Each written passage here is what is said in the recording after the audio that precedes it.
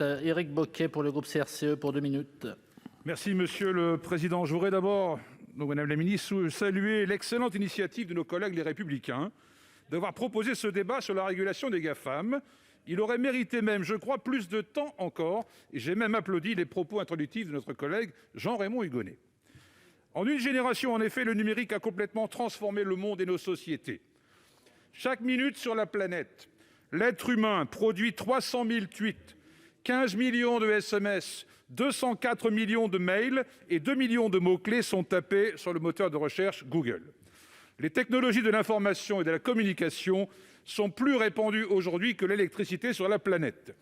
Toutes ces pratiques fournissent une matière première considérable, les données que nous offrons gratuitement aux GAFAM.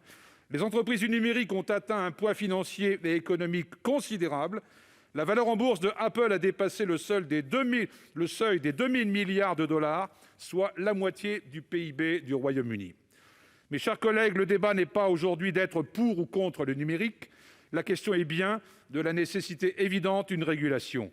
Pendant la récente campagne des présidentielles aux États-Unis, effectivement, la question du démantèlement de ces grands groupes fut évoquée. En somme, l'objet de ces groupes est d'éliminer du monde toute marge d'incertitude, de rendre le monde et l'humanité prévisibles, de créer une sorte de marché de la certitude totale. Je citerai pour conclure cette phrase d'une universitaire américaine, Mme Shoshana Zuboff, je cite, « Les capacités du numérique perfectionnent la prédiction et le contrôle comportemental, permettant à la connaissance parfaite de supplanter la politique comme moyen collectif de prise de décision. » Fin de citation. Facebook comptait en 2016 1,6 milliard d'usagers. Ils sont à 2,8 milliards aujourd'hui. Madame la ministre, n'y a-t-il pas un risque, selon vous, qu'une croissance illimitée des GAFAM ne vienne défier un jour la souveraineté des États et la démocratie ? Merci, cher collègue. Madame la ministre, en 2 minutes, l'avenir de la démocratie. Merci, Monsieur le Président, Monsieur le sénateur Bocquet. Je crois que tout le propos de ce débat que nous avons cet après-midi, c'est effectivement de pointer du doigt ce qu'il y a d'extraordinairement exceptionnel dans l'empreinte qu'ont aujourd'hui les plateformes numériques dans nos vies et combien elles peuvent éventuellement à la fois créer de la concurrence déloyale en matière économique, mais également nuire au débat et à la qualité du débat démocratique.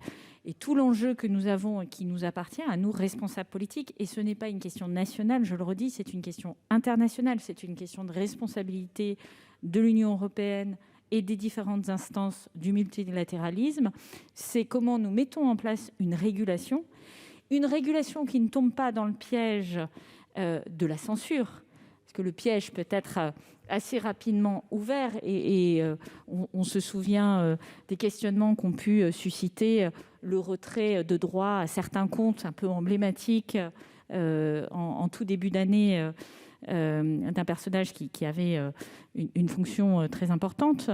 Mais inversement, il ne faut pas être naïf et il faut se doter d'outils nationaux de régulation, d'outils transnationaux de régulation. Nous, le choix que nous faisons, c'est de pousser le national et les outils au niveau de l'Union européenne et de se doter des moyens de contrôle, à la fois humains et de sanctions financières qui permettent de reprendre la main et de permettre cette régulation. C'est vraiment tout le sens de la politique que nous menons aujourd'hui. Et je veux dire ici que je constate un certain consensus sur les bancs de cette Assemblée. Il me semble que c'est une très bonne chose, c'est-à-dire je crois que nous sommes arrivés à un point de maturité où l'enjeu, c'est de réussir ensemble à porter cette régulation en trouvant ce juste équilibre entre liberté d'opinion, de poster, de travailler et d'entreprendre, et régulation et protection des consommateurs et des citoyens. Et j'insiste sur le mot citoyen. Merci, Madame la ministre. Monsieur Bocquet pour 31 secondes. Merci, Monsieur le Président. Chers collègues, l'outil numérique est une magnifique illustration de l'intelligence humaine. Il peut être un outil fantastique d'émancipation. Sans intervention politique, le risque existe qu'il se transforme en un outil de contrôle et d'asservissement de l'humanité. Ils imposent leur fiscalité, notre collègue l'a rappelé. Ils ont déjà imposé leur langue, on l'a entendu. Quoi d'autre demain ? Leur pensée, leur monnaie, leur vision du monde ? Je pose la question. Merci.